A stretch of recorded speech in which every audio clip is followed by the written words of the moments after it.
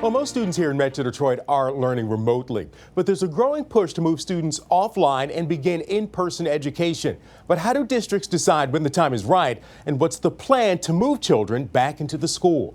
Well, I talked to a superintendent who's doing that planning right now, and a mother whose family is deciding if that transition to hybrid learning is right for them. Andrea is a mother of 4. Her children are learning remotely for now. Their district, Birmingham Schools, is transitioning to hybrid learning. She says the choice, whether to send her kids back, is a difficult one. They said, well, am I going to have my same teacher? I said, I don't know. Well, is my friend so-and-so going to be in my class? I don't know. Am I going to go in the morning half of the school? I don't know. The return to hybrid in-class learning in Birmingham, like most districts, will feature daily screenings. But the switch also means many teachers will be reassigned to new classes. Kindergartners and first graders return September 30th, split into AM and PM cohorts with half-day instruction in person in language arts and math, and half-day science, social studies, and united arts remaining virtual. Students will be added 2 grades at a time through middle school. Andrea wonders if it's even worth the effort. It's only 2.5 hours of instruction per day.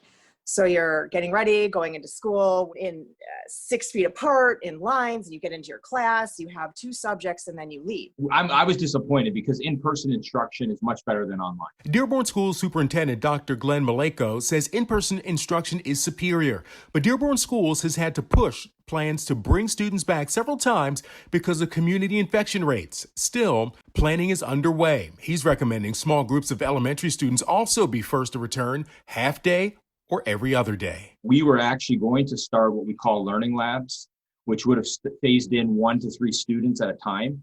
And we were going to use that as a test trial. If all goes well, more younger students will be added slowly, but the return for middle and high schoolers is farther out. That's the same for Birmingham schools. Maleko says about a third of his district's buildings are between 65 and 100 years old, and space is a challenge. Right now, I actually have a team going through all the buildings at the secondary level, at the high school and middle school, to see how many students we could actually have in the school at a time and social distance. But it's the distancing outside the class that will determine when and how successfully the transition to hybrid and in-person learning will be. So you really have to trust your neighbors and your community to be doing the right thing.